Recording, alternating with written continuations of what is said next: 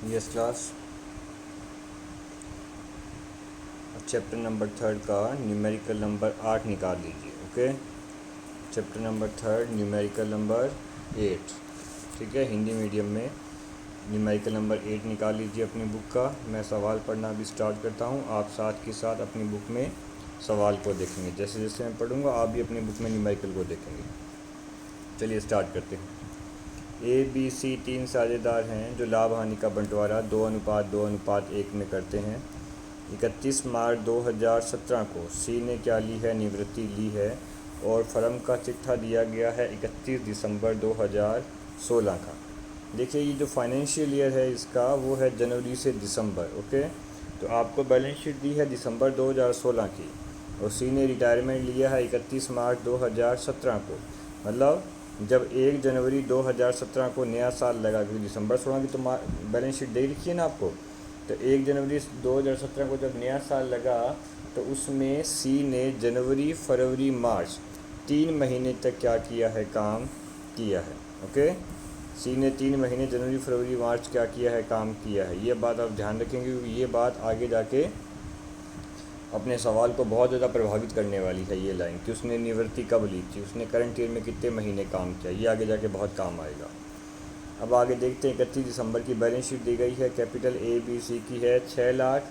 ये बुक में सही कर लेना भाई, ये 6 लाख है यहाँ पे, 60,000 नहीं 6 लाख आएगा। तो 6 लाख 6 लाख और 4 लाख कितना हो गया, 16 लाख। फिर जनरल रिजर्व दे रखा है 4 लाख का। क्रेडिटर कितने दे रखे हैं, 1 लाख के दे रखे हैं। इधर दे रखा है land and building, investment, stock, debtors, cash in hand और कैश एट बैंक। ये सवाल की बैलेंस शीट है।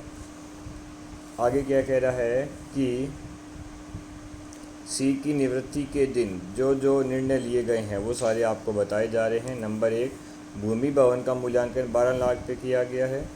विनियोगों का मूल्यांकन 1 लाख पे किया गया है। स्टॉक का मूल्यांकन 3 लाख पे किया गया है। ख्याति कैसे निकाली गई है, पूरी फर्म की ख्याति कैसे निकाल रही है। कह रहा है ख्याति का मूल्यांकन पिछले 5 साल के औसत लाभ के 2 वर्ष के आधार पर करना है। ख्याति का मूल्यांकन पिछले 5 साल के औसत लाभ के 2 वर्ष के आधार पर करना है। तो नीचे 5 साल के प्रॉफिट दिए हैं, उनका एवरेज निकालेंगे। फिर एवरेज को 2 से क्या करेंगे, मल्टीप्लाई करेंगे, तो पूरी फर्म की गुडविल आएगी। तो उस फर्म की गुडविल में किसका हिस्सा निकालना पड़ेगा, जाने वाले सी का हिस्सा निकालना पड़ेगा। ओके, आगे दिया है ख्याति खाता पुस्तकों में नहीं दिखाना है। तो ये लाइन तो लिखने की आवश्यकता भी नहीं है, क्योंकि ये लाइन लिखो चाहे मत लिखो, हम ख्याति खाता ख्याति के नाम से मतलब गुडविल के नाम से कोई एंट्री नहीं करते हैं न्यूमेरिकल पे। आगे क्या दे रहा है कि सी का लाभ में हिस्सा, देखो मैंने कहा था ना ऊपर वो 3 महीने वाला बात याद रखना आप, कि जनवरी में साल लगता है, वो 31 मार्च को जाता है, 3 महीने क्या करता है, काम करता है। तो वो चीज़ यहाँ काम आने वाली है क्या, कि सी का लाभ का हिस्सा। सी का लाभ कौन सा, वो 3 महीने का जिसमें उसने क्या किया था, काम किया था, जनवरी फरवरी और मार्च। सी के लाभ के हिस्से की गणना गत 3 साल के औसत लाभ के आधार पर की जाएगी। 5 साल के लाभ नीचे टेबल दे रखी है। गुडविल में तो पूरे 5 साल का एवरेज निकालना है, और जाने वाले का जो 3 महीने का प्रॉफिट है जनवरी फरवरी और मार्च, उसके लिए आपको गत 3 वर्ष का मतलब 2014, 2015 और 2016 के लाभों का क्या निकालना पड़ेगा, औसत निकालना पड़ेगा। तो ख्याति में तो 5 साल के एवरेज प्रॉफिट काम आ रहे हैं, और लाभों की गणना में पिछले 3 साल के प्रॉफिट ही क्या लिए जा रहे हैं, काम में लिए जा रहे हैं एवरेज के लिए। फिर आगे कह रहा है कि सी को जो भुगतान है वो लोन खाते के माध्यम से 10% ब्याज सहित किया जाएगा। फिर आगे कहा गया है आप क्या बनाएं, रिवोल्यूशन अकाउंट बनाएं, पार्टनर्स कैपिटल अकाउंट बनाएं और बैलेंस शीट बनाएं। कब की, 31 मार्च 2017 की, मतलब रिटायरमेंट के दिन का आपको सारा रिकॉर्ड क्या करना है, तैयार करना है। ओके, चलिए अब हम स्टार्ट करते हैं। हमारा पहला काम क्या रहता है आपको पता ही है, कॉमन हो गया है, बहुत दिन हो गए चैप्टर चलते हुए, बहुत चीज़ें तो कॉमन होगी अभी तक। सबसे पहला सवाल नंबर 8, हमें क्या बनाना है, रीवैल्यूएशन अकाउंट बनाना है। 2 साइड है, डीआर में आपको पता है लॉस आता है, सीआर में क्या आता है, प्रॉफिट आता है। पहला पॉइंट है भूमि का मूल्यांकन 12 लाख पे किया गया। बैलेंस शीट में लैंड एंड बिल्डिंग दे रखी है 10 लाख की, नीचे बता रहा है ये कितने की, 12 लाख की। तो वैल्यू बढ़ गई ना, 2 लाख बढ़ गई, तो लाभ है 2 लाख का। 2 लाख का लाभ कहाँ गया, सीआर साइड में गया, चलो ठीक है, हो गया, एंट्री हो गई, गुड, अच्छी बात है। नेक्स्ट क्या कह रहा है, स्टॉक आगे चल रहा है। ये कह रहा है इन्वेस्टमेंट का मूल्यांकन 1 लाख किया गया। बैलेंस शीट में इन्वेस्टमेंट दे रखी है 1.25 लाख के, 1.25 के। अब ये कह रहा है 1 लाख के हो गए, तो वैल्यू कम हो गई ना इन्वेस्टमेंट की, तो लिखेंगे टू इन्वेस्टमेंट कितने का लिखेंगे, 25,000 का लिखेंगे। ओके, फिर आगे आता है मामला स्टॉक का। स्टॉक भी टेकन एट 3 लाख। स्टॉक का मूल्यांकन कितने पे किया गया है, 3 लाख पे किया गया है। स्टॉक ऊपर दे रखा है 2.5 का, नीचे हो गया 3 का, 50,000 वैल्यू क्या हो गई, बढ़ गई, ये भी CR में गई।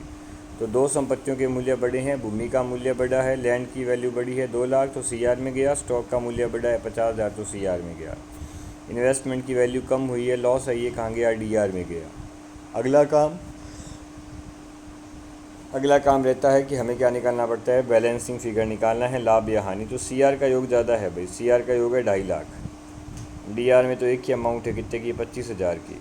तो 2.5 लाख में से कितने गए, 25,000 गए, कितने बच गए, 2,25,000 क्या बच गया, बैलेंस बच गया, ये लाभ है। 2.5 में से कितने गए, 25 गए, तो 2.25 बचे ना, ये लाभ है। और ये लाभ तीनों पार्टनर्स में क्या किया जाएगा, डिस्ट्रीब्यूट किया जाएगा। 2.25 का 2/5, फिर 2.25 का 2/5, क्योंकि रेशो 2-2-1 है, और 2.25 का 1/5। तो 2.25 का 2/5 90,000, फिर 90,000 और फिर क्या हुआ, 45,000। तो 2,25,000 कैसे आए हैं, 2.5 लाख में से ये 25,000 क्या कर दिया, माइनस कर दिया, डिफरेंस निकाल दिया, 2.25 आ गया, लाभ है। और ये लाभ तीनों पार्टनर्स के 2-2-1 के अनुपात में बांटा गया, तो 90-90 और 45,000 रुपये का प्रॉफिट इनके अकाउंट में क्या हो गया है, ट्रांसफ़र हो गया है। यहाँ तक आपका रिवोल्यूशन अकाउंट क्या हो गया, कंप्लीट है।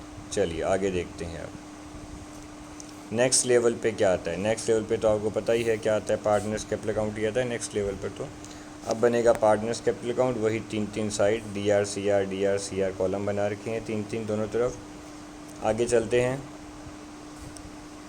सबसे पहले पार्टनर्स कैपिटल अकाउंट का opening balance. Partners capital account का ओपनिंग बैलेंस क्या होता है, सबको पता है।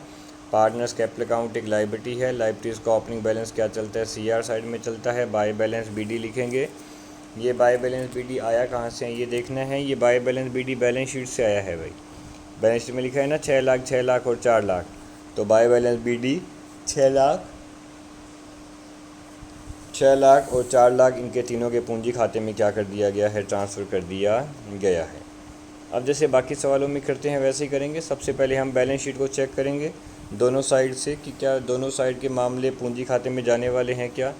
सबसे पहले तो है जनरल रिज़र्व, कितने का है जनरल रिज़र्व, 4 लाख रुपए का क्या है जनरल रिज़र्व, इसने दे रखा है। और हम ये पता रखते हैं कि जब भी पार्टनर रिटायर होता है, जैसे भी एडमिशन होता है, तो पुराने के सारे जनरल रिज़र्व ऑल पार्टनर्स में क्या करने पड़ते हैं, डिस्ट्रीब्यूट करने पड़ते हैं। तो हमने यहाँ लिखा बाय जनरल रिज़र्व, कितने का जनरल रिज़र्व है, 4 लाख का है, रेशो है इनका 2-2-1, तो 4 लाख को 2-2-1 में बांटा तो 1,60,000, 1,60,000 और 80,000 रुपये इन तीनों के खाते में क्या कर दिए गए हैं, ट्रांसफ़र कर दिए गए हैं। दोबारा देख लें, जनरल रिज़र्व 4 लाख का है बैलेंस शीट के अंदर, अनुपात है 2-2-1, तो 4 लाख को मैंने 2-2-1 में बांटा तो कितना कितना आ रहा है इनके हिस्से में, इनके हिस्से में आते हैं 1,60,000, 1,60,000 और कितने रुपये, 80,000 रुपये। ओके, अब चलते हैं एसेट साइड में। क्या कोई गुडविल अकाउंट ऐसा कुछ है क्या, P&L एसेट्स में नहीं, कुछ नहीं है भाई, छोड़ दीजिए। बैलेंस शीट का काम क्या हो गया, पूरा हो गया। बाय बैलेंस BD आ गया और जनरल रिज़र्व आ गया। अब आता है आपका रिवोल्यूशन अकाउंट की। रिवोल्यूशन का बैलेंस प्रॉफिट आया था 225, जिसे तीनों में डिवाइड किया तो प्रॉफिट CR साइड में जाएगा। लिखेंगे बाय रिवोल्यूशन 90-90 और 45,000 रुपये का प्रॉफिट इन तीनों के खाते में क्या कर दिया गया है, ट्रांसफ़र कर दिया गया है। हो गया ये भी। चलिए अब आती है अन्य सूचनाएं। अन्य सूचनाओं में लास्ट के दोनों ही पॉइंट जो है वो पूंजी खाते से संबंध रखते हैं। एक में तो आपको क्या करना है, गुडविल निकालनी है पूरी फर्म की, फिर उस फर्म की गुडविल में किसका हिस्सा निकालना है, C का हिस्सा निकालना है।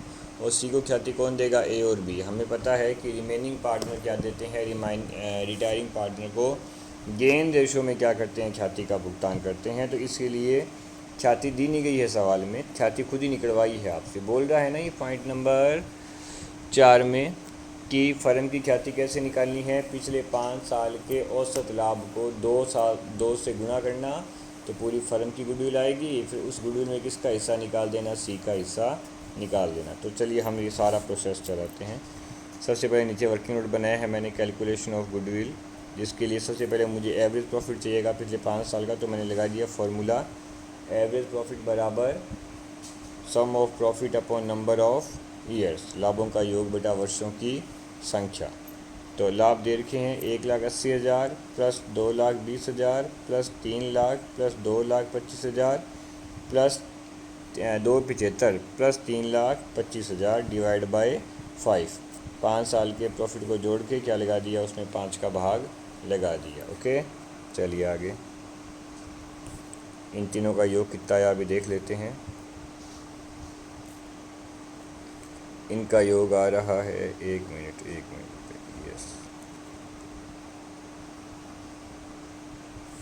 इनका योग आ रहा है 13 लाख रुपए। ये रहा, इन सब का योग कितना आया 13 लाख, और 13 लाख में लगा दिया 5 का भाग। तो 13 लाख में 5 का भाग लगाएंगे तो एवरेज प्रॉफिट कितना आएगा, 2,60,000 आएगा। और गुडविल क्या है, गुडविल है एवरेज प्रॉफिट गुणा नंबर ऑफ़ ईयर्स 2, वो सवाल में दिया हुआ है सब कुछ। तो average profit 260 into number of years 2, तो पूरी फर्म की गुडविल कितनी आ गई, 5,20,000 रुपये आ गई। ये 5,20 केवल सी की नहीं है, ये पूरी फर्म की है। इसमें मुझे क्या निकालना है, सी का हिस्सा निकालना है, सीज शेयर इन गुडविल। सी का ख्याति में कितना हिस्सा है, तो पूरी ख्याति है 5,20,000, सी का हिस्सा लाभों में कितना है 1/5 है, 221 था 1/5। तो 5,20 का 1/5 कितना आ गया, 1,04,000 क्या हो गया, सी का ख्याति में हिस्सा हो गया। अब हमें पता है कि जाने वाले को ख्याति कौन देते हैं, रिमेनिंग पार्टनर देते हैं। मैंने एंट्री भी करके पूछी तो नहीं, मैंने तो हर सवाल में ये एंट्री की है आप लोगों के लिए, ताकि आप लोगों को समझ आ जाए। A's capital account D R, B's capital account D R, 2 C's capital, remaining D R 2 retiree. Remaining कौन है, ए और बी, रिटायरिंग कौन है, सी। तो A's capital account D R, B's capital account D R, 2 C's capital account. अब C को कितना दे दिया, सी को दे दिया 1,04,000, और ये 1,04 इन दोनों के डी आर होगा किस रेशो में, गेन रेशो में। तो सवाल में देखो गेन रेशो दिया नहीं गया है, ना ही न्यू रेशो दिया गया है। अगर गेन होता तो बहुत बढ़िया बात है, न्यू होता तो न्यू माइनस ओल्ड से मैं क्या निकाल अगर सवाल में न्यू रेशो होता तो मैं न्यू माइनस ओल्ड के डिफरेंस से क्या कर लेता, गेन निकाल लेता। बट यहाँ पे तो ना तो कोई न्यू है ना कोई गेन दिया है, कुछ नहीं दिया। तो ऐसी कंडीशन में रिमेनिंग पार्टनर्स का रिमेनिंग रेशो ही क्या बन जाता है, गेन रेशो बन जाता है। रिमेनिंग पार्टनर्स का रिमेनिंग रेशो ही क्या बनेगा, गेन रेशो बनेगा। तो उनका रेशो है कितना, तीनों का अनुपात था 2, 2 और 1, ए बी और सी का अनुपात था 2, 2, 1, सी चला गया तो ए और बी का अनुपात कितना बच गया, 2, 2 बच गया ना। तो ये 2, 2 ही क्या बन जाएगा, उनका गेनिंग रेशो बन जाएगा। 2, 2 का मतलब 1, 1 इक्वल। तो मैंने 1,04,000 के 2 इक्वल टुकड़े कर दिए, 52,000 रुपया क्या कर दिया, दोनों के डी आर कर दिया। 52 कैसे आया, 1,4 को बराबर बांटा, बराबर मतलब गेन रेशो। तो पुराना रेशो 2, 2 है तो वही गेन बन गया। तो 1,04,000 के 2 बराबर टुकड़े किए तो 52,000 रुपये इन दोनों के क्या कर दिए गए हैं, डेबिट कर दिए गए हैं। एंट्री बना दी, as capital account D R, B's capital account D R, 2 C's capital account, 52 और 1,04,000 हो गया। यहाँ तक कम सेट है सारा मामला। अब आपको ये एंट्री जो है वो अकाउंट में क्या करनी है, पोस्ट करनी है, खाते में इसे क्या करना है, प्रदर्शित करना है कि अकाउंट में ये एंट्री कैसे जाएगी। अकाउंट में कैसे दिखाते हैं मैंने आपको बता भी रखा है कि रिमेनिंग पार्टनर डी आर है ना, ए और बी। तो ए और बी को तो करेंगे डी आर, यहाँ पे लिखा है मैंने 2 सीज कैपिटल अकाउंट, ए को डी आर कर दिया 52,000 से, बी को भी डी आर कर दिया 52,000 से, रिमेनिंग तो हो गई डी आर। और रिटायरिंग पार्टनर को 52 से 2 बार मैंने कर दिया सी आर, एक बार ए के नाम से और एक बार बी के नाम से। रिमेनिंग पार्टनर डेबिट होंगे रिटायरिंग पार्टनर के नाम से और रिटायरिंग पार्टनर क्रेडिट होगा रिमेनिंग पार्टनर के नाम से। तो ए और बी को डी आर किया तो लिखा 2 सी, ए को डी आर किया 52,000, बी को डी आर किया 52,000। और इधर सी को जब सी आर किया तो लिखा बाय ए और बाय बी, और सी को सी आर कर दिया कितने रुपए से, 52,000 रुपये से। हो गया ये भी कितना आया, 1,04,000। तो रिमेनिंग तो क्या हो गया, गुडविल के लिए डी आर और रिटायरिंग क्या हो गया, गुडविल के लिए सी आर। अगर आप थोड़ा सा भी ध्यान दे रहे हैं इस पूरे कंसेप्ट पर, या जितने भी न्यूमेरिकल किए हमने वो सारे आंसर तुम लोगों ने प्रॉपर देखे हैं, सीन किया है, समझा है, तो तुम्हें एक बात ज़रूर समझ आई होगी कि हर सवाल में गुडविल का यही एडजस्टमेंट हो रहा है। रिमेनिंग डी आर हो रहे हैं, रिटायरिंग सी आर हो रहा है, रिमेनिंग डी आर हो रहा है, रिटायरिंग सी आर हो रहा है। कौन से रेशो में हो रहा है, गेन रेशो में हो रहा है। इसका मतलब सब चैप्टर का जो कंसेप्ट है वो एकदम फिक्स है, क्या कि जाने वाले को ख्याति कौन देगा, रिमेनिंग पार्टनर देंगे। एंट्री बनती है रिमेनिंग पार्टनर्स कैपिटल अकाउंट या to retiring partners capital account, और जो जाने वाले को ख्याति मिलेगी वो बाकी लोगों के गेन रेशो में क्या की जाती है, डेबिट की जाती है। वो कितना एकदम एकदम एक फिक्स कंसेप्ट है, और जिसमें 1% भी यहाँ वहाँ नहीं हो रहा है, हमेशा यही हो रहा है। हर सवाल में हर जगह हम इसी कंसेप्ट को क्या कर रहे हैं, कंटिन्यूसली फॉलो कर रहे हैं। ओके, चलिए ये तो हो गया गुडविल का मामला कि रिमेनिंग को डीआर किया, रिटायरिंग को सीआर किया। अब सवाल का अगला लेवल आता है, लास्ट लेवल, जिसमें ये कह रहा है कि जाने वाले को लाभों में हिस्सा पिछले 3 साल के औसत लाभ के आधार पर दिया जाए। क्योंकि जाने वाले ने करंट ईयर में 3 महीने काम किया भाई, जनवरी फरवरी मार्च। अब जनवरी फरवरी मार्च का लाभ कहाँ से निकालें, क्योंकि लाभों की गणना तो सामान्यतः क्या होती है, वर्ष के अंत में होती है। अब वो 3 महीने बाद ही बिज़नेस छोड़ के जा रहा है, तो ऐसी कंडीशन में 3 महीने का लाभ आएगा कहाँ से। तो ये बोल रहा है कि पिछले 3 साल के लाभों का एवरेज निकाल लो, उस एवरेज को करंट ईयर का प्रॉफिट मान लेना, और करंट ईयर के प्रॉफिट में से जाने वाले का 3 महीने का प्रॉफिट क्या कर देना, अलग कर देना। तो इसकी मान्यता है कि 3 साल के एवरेज को हम करंट ईयर का प्रॉफिट मान के उसमें क्या निकालेंगे, सी का हिस्सा निकालेंगे। ठीक है, अब देखें कैसे कर रहा है ये। यहाँ पे मैंने ये वर्किंग नोट बना रखा है पूरा, इसका अकाउंट में कैसे पोस्ट होगा वो भी देख लेंगे बाद में। Calculation of C share in profit, कौन सी डेट, 1 जनवरी 2017 से लेकर 31 मार्च 2017, क्योंकि जनवरी 17 को नया साल लगता है, 31 मार्च को चला जाता है, तो 3 महीने के लिए उसका क्या निकालना है, लाभ निकालना है, किसका, सी का। सबसे पहले तो एवरेज प्रॉफिट निकालो लास्ट 3 ईयर्स का। लास्ट 3 ईयर्स में 3 लाख आता है, 275 आता है, और कितना आता है, 3,25,000 आता है। तो 3 lakh plus 275 plus 325 divide by 3, इन तीनों का योग आएगा 9 लाख। 9 लाख में लगाया 3 का भाग, तो एवरेज प्रॉफिट कितना आ गया, 3 लाख आ गया। मतलब 3 साल का एवरेज प्रॉफिट, एनुअली एवरेज जो है ना, कितना कमाती है फर्म, एनुअली 3 लाख रुपए प्रॉफिट कमा लेती है। ये 3 लाख एनुअल प्रॉफिट आ गया एवरेज के बेस पर। बट हमें तो कितना निकालना है, केवल 3 महीने का निकालना है, क्योंकि सी ने काम ही जनवरी फरवरी मार्च 3 महीने किया। तो फार्मूला क्या बनेगा इसका, प्रॉफिट 3 लाख एवरेज इंटू समय, कितने समय उसने काम किया, उसने किया 3 महीने, 3/12 इंटू उसका हिस्सा कितना है, 1/5। तो प्रॉफिट इंटू समय और इंटू हिस्सा, ये क्या बन गया, प्रॉफिट का फार्मूला बन गया। प्रॉफिट भी निकाला है 3 लाख ऊपर, समय मतलब कितने महीने काम किया, 3/12 किया, और हिस्सा तो सवाल में दे रखा कितना है, 1/5। तो काउंटिंग करने पर सी का लाभों में हिस्सा कितना आ रहा है, 15,000 रुपये आ रहा है।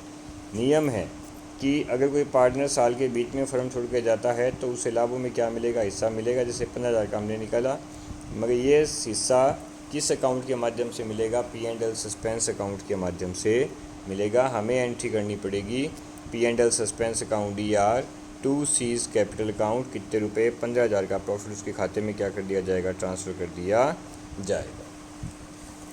यहाँ तक आपने क्या कर लिया, अपना काम कर दिया, अपने जाने वाले का क्या निकाल दिया, लाभों में हिस्सा निकाल दिया। ओके, एक बार दोबारा देख लेते हैं। ये कह रहा है कि जाने वाले ने जनवरी फरवरी मार्च 3 महीने काम किया है, तो 3 महीने के लाभों में हिस्सा लेके जाएगा। इन 3 महीने के लाभों के हिस्से की गणना कैसे की जाए, इसके लिए बता रहा है कि आप पिछले 3 साल का एक बार एवरेज प्रॉफिट निकाल लो। तो 3 साल का प्रॉफिट है 3 लाख प्लस 275 प्लस 325, ये आ गया 9 लाख, और डिवाइड बाई 3 साल का प्रॉफिट है, 3 का भाग लगा दिया, 9 लाख मिल गया 3 का भाग, तो कितना आया, 3 लाख। 3 लाख साल का एवरेज प्रॉफिट है, बट हमें पूरे साल का नहीं चाहिए, तो किसी ने काम ही जनवरी फरवरी मार्च किया, तो हमें केवल उसका जनवरी फरवरी मार्च का क्या निकालना है, लाभ का हिस्सा निकालना है। तो हम लिखेंगे 3 लाख पूरे साल का लाभ गुणा 3/12, जनवरी फरवरी मार्च 3 महीने काम किया 3/12 इंटू उसका हिस्सा है 1/5। तो 3 लाख का 3/12 गुणा 1/5 करने पर आ रहा है 15,000, और ये 15,000 P&L सस्पेंस अकाउंट के माध्यम से उसके खाते में क्या किए जाएंगे, जमा कर दिए जाएंगे। एंट्री बनेगी P&L suspense account DR to C's capital account, कितने रुपए से, 15,000 से क्या बनेगी, ये एंट्री बनेगी। अब इस एंट्री को हमें अकाउंट में क्या करना पड़ेगा, पोस्ट भी करना पड़ेगा। ये देखो लास्ट में अकाउंट में पोस्ट किया है इसने, ये यहाँ पे बाय P&L सस्पेंस, और सी खाते में कितने रुपये डाल दिए, 15,000 रुपये लाभ के डाल दिए। हानि होती तो 2 P&L सस्पेंस आ जाता, लाभ है तो बाय P&L सस्पेंस आ गया। ओके, यहाँ आपका न्यूमेरिकल क्या हो गया भाई, कंप्लीट हो गया। जाने वाले को लाभों में भी क्या मिल गया, 15,000 का हिस्सा मिल गया। अब सबसे पहले सी का बैलेंस निकाल लेते, क्योंकि ये बोल रहा है सी का सारा बैलेंस उसके लोन अकाउंट में डालना है, पेमेंट वेमेंट कुछ नहीं करना।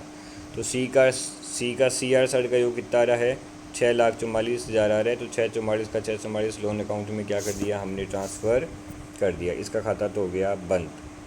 अब बच्चे ए और बी। तो ए और बी का दोनों का CR का योग बराबर है 850 और 850। DR में भी बराबर ही है 52,000 और 52,000। तो 8,500 में से 52,000 क्या कर दिए, दोनों के माइनस कर दिए। तो इनका बैलेंस CD भी कितना आ गया, 7,98,000 और 7,98,000 इनका बैलेंस निकाल लिया CD। तो ए और बी का बैलेंस CD तो 798,000 है। और सी का जो है सारा बैलेंस लोन अकाउंट में डाल दिया, कितने रुपए, 6,44,000 रुपये। ओके, अब बारी किसकी आएगी, अब बारी आएगी आपकी बैलेंस शीट की। क्या करना है आपको, मामला जमाना है कि बैलेंस शीट कैसे बनेगी। चलिए देख लेते हैं, बैलेंस शीट में भी चल पड़ते हैं अभी कि बैलेंस शीट कैसे बन रही है। ये लो, ये आ गई तुम्हारी बैलेंस शीट। बैलेंस शीट तो पहले लाइब्रेरी साइड देखेंगे, कैपिटल किसकी, ए और बी की। सी तो चला गया। तो ए और बी का जो बैलेंस शीट निकालना है अपने को, 798 वो आ गया। 7,98,000 ए की पूंजी, 7,98,000 बी की पूंजी, ये इनका बैलेंस शीट है। फिर आता है सीज लोन्स। तो सीज लोन जो सी के पूंजी, सी के कॉलम का बैलेंस था कितने रुपए, 6,44,000 रुपये, वो भी आ गया। फिर आता है बैलेंस शीट, पुराने वाली बैलेंस शीट को थोड़ा देखते हैं। उसमें जनरल रिजर्व दे रखा है 4 लाख का, वो तो कोई काम का ही नहीं है क्योंकि वो पार्टनर ही क्या हो गया, रिटायर हो गया और हमने सारा जनरल रिजर्व तीनों में बांट दिया। फिर आते हैं क्रेडिटर्स। क्रेडिटर्स कितने के हैं, 1 लाख के हैं। क्रेडिटर्स में कोई चेंज ही नहीं हुआ भाई, वो जितने पहले थे उतने याद है, तो उनको भी क्या कर दिया, वैसे का वैसे ही हमने लिख दिया, 1 लाख का 1 लाख ही। ओके, फिर आती है land and building. Asset side में आ गया मैं। लैंड एंड बिल्डिंग पहले 10 लाख की थी, मगर मूल्यांकन नीचे का था 12 लाख पे किया गया, तो मैंने लैंड एंड बिल्डिंग लिख दी 12 लाख रुपये। फिर इन्वेस्टमेंट 1,25 के थे, बट नीचे कहा गया था कि इन्वेस्टमेंट कितने के हो गए, 1 लाख के हो गए, तो हमने 1 लाख रुपया लिख दिया। फिर स्टॉक 2.5 लाख का दिया है, पर नीचे ने सूचना में कह रहा था स्टॉक का मूल्यांकन 3 लाख पे किया जाए, और 3 लाख हो गया, तो वो 3 लाख स्टॉक की वैल्यू बन गई। फिर आते हैं डेप्टर्स। डेप्टर्स पहले कितने थे, डेप्टर पहले थे 4 लाख, कोई चेंज नहीं हुआ, तो अभी भी कितने हैं, 4 लाख ही हैं। कैश इन हैंड पहले भी 1 लाख था, अभी भी 1 लाख है। बैंक बैलेंस पहले भी कितना था, 2,25 था, अब भी 2,25 है। एक आपने एंट्री की थी ना, P&L suspense account DR2 seize capital account. तो P&L सस्पेंस अकाउंट DR मतलब P&L सस्पेंस का डेबिट बैलेंस है। डेबिट बैलेंस किसका होता है आपको पता ही है, डेबिट बैलेंस चलता है संपत्तियों का। तो इसका मतलब ये P&L सस्पेंस बैलेंस शीट के अंदर एसेट साइड में एक बार क्या करना पड़ेगा, ट्रांसफ़र करना पड़ेगा। और दोनों साइड का योग आ रहा है 23,40,000 और 23,40,000 रुपये। एक बार बैलेंस शीट दोबारा देख लो। कैपिटल सबसे पहले वो बैलेंस CD वाली जो हमने निकाली, ए और बी की 798,000 आई। सी का लोन भी क्या आया, पूंजी खाते में जो सी का कॉलम है उसका शेष था कितना रुपये, 6,44,000 वो आ गया। फिर क्या आया, सी का लोन आ गया। फिर क्रेडिटर्स वही जो आपको पुराने वाली बैलेंस शीट में दे रखी, उनको वैसे का वैसे लिख दिया। लैंड एंड बिल्डिंग पहले 10 की थी, बाद में 12 की हो गई, ठीक है। इन्वेस्टमेंट पहले कितने के थे, 1,25 के थे, अब 1 लाख के हो गए, ये भी ठीक है। स्टॉक की वैल्यू कितनी थी, पहले 2.5 लाख थी और अब 3 लाख होगी, वो लिख दी मैंने। डेप्टर 4 लाख के थे और 4 लाख के हैं, नो चेंज, वैसे का वैसे लिख दिया। कैश कितना देर का है, 1 लाख, तो 1 लाख का 1 लाख लिख दिया। बैंक बैलेंस कितना देर का है, 2,25 तो 2,25 लिख दिया। ऊपर वाली एंट्री में P&L सस्पेंस को DR किया है।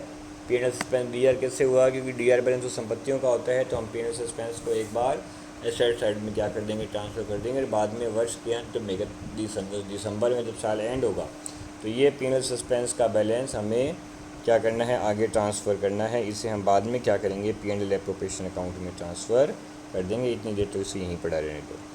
ओके, ये हो गई तुम्हारी पूरी बैलेंस शीट। सवाल नंबर हमने क्या कर लिया, 8। तुम ये ट्राई करते नहीं हो सवाल, तुम तो इतना ही काम करो क्योंकि तुमने सवाल तो कुछ करना नहीं है, ना तुमने कोई प्रैक्टिस की है, ठीक है, ना तुम होमवर्क करते हो। मैं डेली बोलता हूँ सवाल करो, असाइनमेंट में भेजो, सवाल करो, असाइनमेंट में भेजो, और तुम में से कोई सवाल नहीं करता, ना कोई भेजता है, ठीक है ना। तब आप एक काम करें, अब आप इस सवाल को ही क्या कर लेना, अपनी फिर कॉपी में कर लेना, ताकि कम से कम तुम्हारा होमवर्क तो पूरा रहे, ठीक है। क्योंकि जब कॉपी चेक करेंगे तो काम तो कंप्लीट रहना चाहिए ना, ऐसा नहीं हो कि काम ये अधूरा है, इधर वीडियो पर सब पढ़े भी नहीं और काम भी नहीं किया, दोनों ही काम ख़त्म। तो आप करें नहीं करें, ठीक है, पता ही है, काम तो कर ही नहीं रहे हो तुम लोग। अब कितने कह दिया तुम्हें, कितनी बार ही कह दिया कि तुम्हें सवाल करना है, सेंड करना है, सवाल करना है, सेंड करना, में कोई असर नहीं है तुम लोगों पे। अब आप इस काम करना, सवाल तो मैंने कर दिया, तुम इसे बस अपनी फेयर कॉपी में, फेयर रजिस्टर में क्या कर लेना, मेंटेन कर लेना भाई। और तो इतना काम तो तुम कर ही दोगे, बाकी तो तुम क्या न्याल कर रहे हो। Okay class.